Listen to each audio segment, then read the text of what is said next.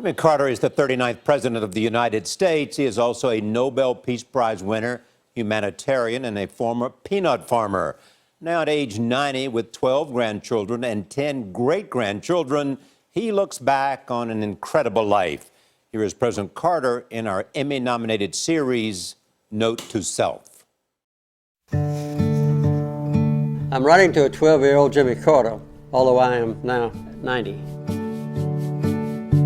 As you now live and work on a farm in South Georgia and have just reached your highest goal of learning how to plow a field with 2 mules, I hope you will not limit the other ambitions of your life. Your mother, a registered nurse, is ignoring the strict segregation that hurts your playmates and friends, all of whom are African American. Remember, as you grow older, that this racial discrimination is a blight on both white and black people. I know your top ambition is to go to the U.S. Naval Academy and someday serve as a submarine officer. You must always do your best and use this experience to learn about the world we live in and how a strong nation can be a champion of peace. You will see how President Harry Truman's order as Commander-in-Chief to abolish all racial discrimination in the military service will bring welcome changes, but it always will need to be improved. When you return from the Navy, you must use your years as a farmer to expand your heart and mind as much as your father did, as preparation for the public service that is to come.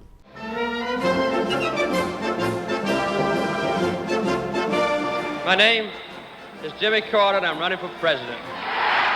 In private life and in elective office, I, Jimmy Carter, do solemnly swear. you should remember the advice that you got from your school teacher, Miss Julia Coleman. As my high school teacher, Miss Julia Coleman, used to say, we must accommodate changing times. and still hold to unchanging principles. These principles will best be expressed in our religious faith, but even more clearly and briefly in the Universal Declaration of Human Rights, which will be written after a terrible war. Miss Julia's words will be good advice, no matter how many challenges and disappointments you have to face. 174th day of the Iran crisis has brought a startling and tragic turn of events. It was my decision to attempt the rescue operation. The gasoline problem is worse than ever in many parts of the country. Runaway interest rates are one symptom of the inflation. After every setback, I hope you will re-examine the causes of your failure, reassess your own talents and abilities, and then set even higher goals whenever possible. The cheers and whistles rolled over Jimmy Carter for bringing the 2 old enemies together. Let history record that deep and ancient antagonism can be settled without bloodshed. In Oslo, Norway today, former President Jimmy Carter accepted the Nobel Peace Prize. One of your greatest sources of happiness will be your wife, Rosalind, and the growing family that will be coming. Stay close to all of them. Bring them together whenever possible, and provide them the same help and support that your own parents gave to you. You will get to know some great people. Some of them will be quite famous, and others will be known just to their own neighbors. Form as close a friendship with them as possible, and learn from their example.